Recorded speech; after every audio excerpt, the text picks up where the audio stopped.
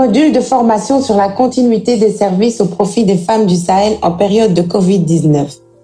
Deuxième partie. Réponse à la Covid-19 et à la continuité des services à la communauté. Réponse sanitaire. Paquet minimal de services intégrés.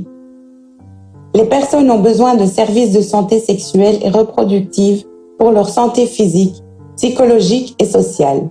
Il faut donc prévenir la contamination et les infections à la Covid-19, répondre aux besoins de la protection et de l'hygiène menstruelle ainsi que de l'hygiène des mains, prévenir la morbidité et la mortalité maternelle et néonatale excessive, prévenir les grossesses non désirées et assurer les disponibilités des services post-avortement, prévenir la violence sexuelle et répondre aux besoins des survivants, prévenir la transmission du VIH et d'autres maladies sexuellement transmissibles, réduire la morbidité et la mortalité dues à ces maladies, renforcer le système de santé par la mise à disposition de personnel qualifié et des services et des produits santé sexuelle, reproductive et planification familiale au dernier kilomètre.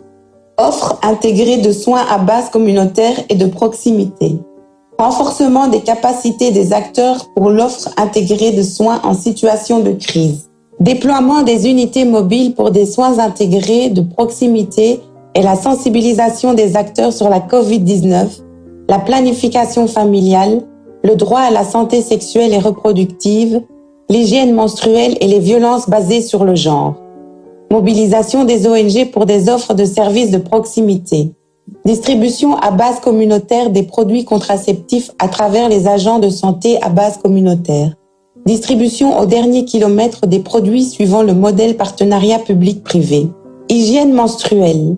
La menstruation fait partie de la croissance. C'est un phénomène naturel chez une femme et un sujet universel. Elle ne doit pas faire peur ni honte. Certains facteurs comme le stress liés à la COVID-19 peuvent modifier le cycle menstruel. Il faut donc aider les adolescentes à mieux gérer ce stress et à accéder à une hygiène menstruelle de qualité. Réponse communautaire. Il est important de tirer les leçons des expériences actuelles. Ce sont des recommandations importantes illustrées par les expériences du Population Council et des autres. Premièrement, les adolescentes ont besoin de contacts sociaux et de soutien social, surtout maintenant qu'elles sont exposées à un risque accru d'isolement social. Utiliser les infrastructures, les ressources et les systèmes existants de manière appropriée et réalisable. Pour vous donner un exemple au Bénin, des espaces sûrs modifiés peuvent encore être possibles si le risque d'infection et d'autres risques ne sont pas augmentés. La Fondation Batonga pilote une stratégie visant à poursuivre la réunion d'espaces sûrs dans les conditions de COVID-19 en exigeant le port d'un masque, la distanciation sociale et la tenue de séances en plein air. Cependant, la sécurité et le succès de cette approche ne sont pas encore connus. Deuxièmement, des cadres de mentors autonomes et soutenus peuvent aider leur communauté, servir d'éducateurs en santé communautaire, d'agents de préparation, de distributeurs de fournitures, etc. Continuité des services en compétences de vie et rapport genre.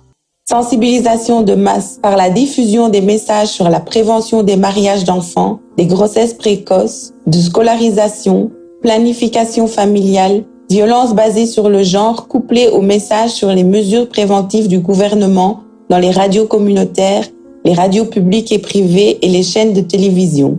Par la conception des affiches géantes et des affichettes sur des thématiques du SWED.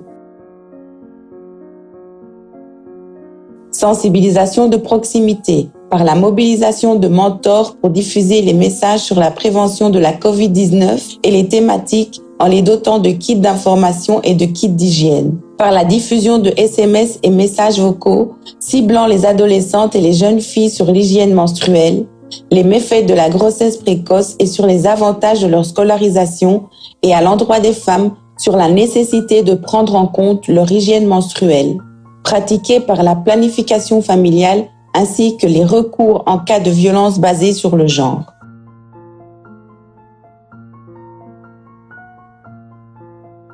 promouvoir la continuité des services communautaires dans les espaces sûrs, les clubs des maris et futurs maris, cela peut se faire en limitant le nombre de participants par salle pour respecter la distanciation physique, en dotant des participants en masques réutilisables et en gants, et en mettant en place des kits de lavage de mains.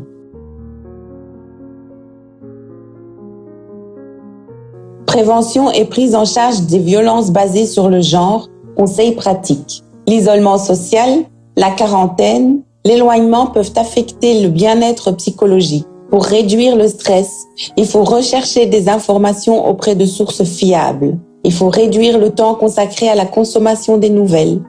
Cherchez le soutien de votre famille, de vos amis. Essayez de maintenir des routines quotidiennes. Prenez le temps de faire de l'activité physique. Prenez le temps de dormir. Utilisez des exercices de relaxation, par exemple la respiration lente, la méditation, la relaxation musculaire progressive, des exercices de mise à la terre. Tout cela pour soulager le stress. Faites des activités qui aident à gérer l'adversité et créez des loisirs, une occupation à la maison. Prévention et prise en charge des violences basées sur le genre. Intervention communautaire. L'installation dans les espaces sûrs existants d'un poste de téléphone pour passer les appels d'urgence vers un numéro vert ou les services. La mise en place d'un système d'alerte avec peu ou pas de technologie comme des alertes silencieuses, non verbales. Les alertes prennent diverses formes dans différents contextes. Par exemple, un mot de passe, siffler, placer un tissu ou un seau de couleur à l'extérieur de sa maison. Conduite d'activités de sensibilisation pour une paternité responsable en période de Covid-19, afin de réduire la perpétuation des violences basées sur le genre et montrer le rôle modèle d'une masculinité positive. En conclusion, je dirais que cette période de crise mondiale, nous devons agir pour l'égalité. Ceci dit, il faut écouter la voix des femmes, écouter ce dont elles ont besoin et être à mesure de leur donner le soutien de qualité dont elles ont besoin. Et aussi s'assurer que les hommes commencent aussi à prendre conscience. Je disais dans le cadre d'aider les femmes dans les tâches domestiques et les tâches de soins qui, comme je le disais, donc culturellement, traditionnellement, sont réservées aux femmes. Et aussi commencer à engager les jeunes gens, les garçons, tôt, pendant qu'ils sont encore jeunes. Comme ça, ils grandissent avec ces pratiques et ces normes qui sont égalitaires par rapport au genre. Et enfin, pour parler du projet SWED et de la stratégie École de Marie, ou Club de Marie et Club de futurs maris, au moins là, on peut dire que c'est une opportunité parce que ça permet à ces membres, à ces hommes, maris ou époux et futurs époux des clubs de maris et futurs maris, d'améliorer les compétences par rapport aux compétences de vie et le droit en matière de santé sexuelle et reproductive, ainsi que la santé maternelle, néonatale et infantile, et la transformation de normes genre. Et donc les membres des clubs de maris et clubs de futurs maris, ils sont vraiment informés, ils sont suffisamment outillés et ils sont sensibilisés pour pouvoir jouer le rôle de relais communautaire et aller sensibiliser leurs pairs ou la communauté tout entière. Et donc dans cette période, avec la campagne qui est en vue, dans le cadre du projet SWED, on se dit que ces membres qui ont participé dans le club pourront vraiment jouer un grand rôle pour aller sensibiliser la communauté. Même si les clubs, les gens ne peuvent pas se réunir dans ce temps, mais au moins ils pourront donner des messages et aider les autres membres de la communauté pour adopter des normes beaucoup plus équitables aux gens, surtout dans cette situation, et alléger un peu ce fardeau-là que les femmes portent avec les tâches domestiques et autres. Continuité de l'éducation des filles. Il faut mettre en place des mécanismes pour assurer l'accès des filles bénéficiaires du projet SWED à l'enseignement à distance. Il faut fournir le support éducatif aux filles par les pères, les mentors et les marraines. Il faut continuer la mise en œuvre des mécanismes de maintien des filles à l'école par l'hébergement, le transport, la cantine, une bourse. Continuité de l'accompagnement économique. Il faut faire participer les femmes aux interventions de la riposte à Covid-19. Il faut transformer des activités génératrices de revenus pour produire les masques, les gants, les savons liquides, les gels hydroalcooliques. Il faut employer les femmes comme agents communautaires temporaires avec des conditions de travail sûres et décentes. Il faut continuer le coaching à distance par des groupes de soutien entre les bénéficiaires et les formateurs en vue de préparer la reprise des activités. La Première Dame a aussi visité un espace sûr, un concept initié par l'UNFPA en partenariat avec le gouvernement nigérien et des ONG. Avec en garantie l'alphabétisation, les espaces sûrs permettent à des jeunes filles vulnérables de connaître les différents aspects de la vie et apprendre un métier entre 9 mois et 1 an et demi. Les jeunes filles sont inscrites entre 10 et 19 ans. L'initiative est fortement encouragée par la communauté nationale. Presque 70%, si on peut dire même 90% des jeunes filles sont issues des familles vulnérables. Et aussi la plupart presque 20%, soit 30% sont des orphelines. Elles sont soit orphelines des pères ou des mères, ou bien il y a celles même qui n'ont aucun parent. C'est ce qui fait qu'elles sont ici. Elles sont issues des familles vulnérables puisque les parents n'ont pas de moyens. Il y a d'autres qui ont quitté l'école pour venir s'inscrire ici parce que les parents n'ont pas de moyens pour payer les frais de scolarité. Et en plus, il y a des filles également qui n'ont jamais été à l'école, les non scolarisées. La région de Tawa compte 64 espaces sûrs, dont 4 dans la ville de Tawa. Le Niger en compte au moins 400. Les statistiques indiquent que 132 000 filles au total sont passées par ces centres d'apprentissage gratuits. Grâce à cette opportunité, la vie de beaucoup d'entre elles a changé. Mariama Aboubakar, 21 ans, mère de 3 enfants, est l'une des pensionnaires de cet espace sûr. Mariée à l'âge de 14 ans et sans activité, elle apprend aujourd'hui le métier de couturière. C'est mon mari qui m'a inscrite ici parce que je ne faisais rien par le passé. J'étais femme au foyer et sans qualification. Mon mari a compris qu'ici on apprend aux femmes un métier et c'est pour ça qu'il m'a inscrite. Je ne parle même pas de mon futur, mon présent même s'est amélioré, donc mon futur le sera aussi.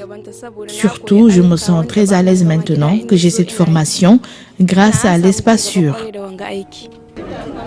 C'est aussi le cas de Kadri Rakia, 25 ans, mariée et mère de 2 enfants. Je suis très contente d'avoir ce métier parce qu'aujourd'hui, j'arrive à coudre pour moi, pour mes amis, ma famille. Et puis ça va me permettre de gagner ma vie surtout. Donc je suis très contente, ma vie a complètement changé parce que je sais qu'aujourd'hui je sais faire quelque chose qui me servira dans la vie. Il faut renforcer des cadres juridiques qui soutiennent les droits des femmes à la santé et à l'éducation.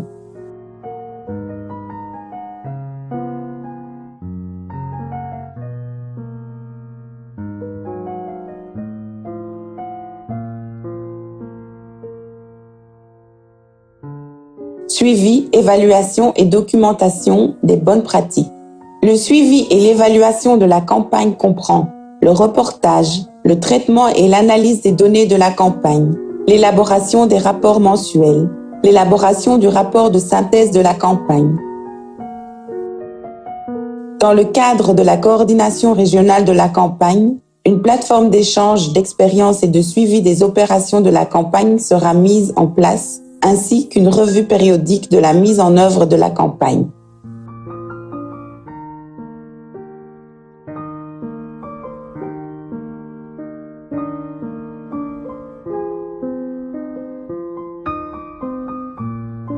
Nous arrivons à présent à la fin du module de formation sur la continuité des services au profit des femmes du Sahel en période de Covid-19. Vous pouvez à présent tester vos connaissances sur Swed Quiz.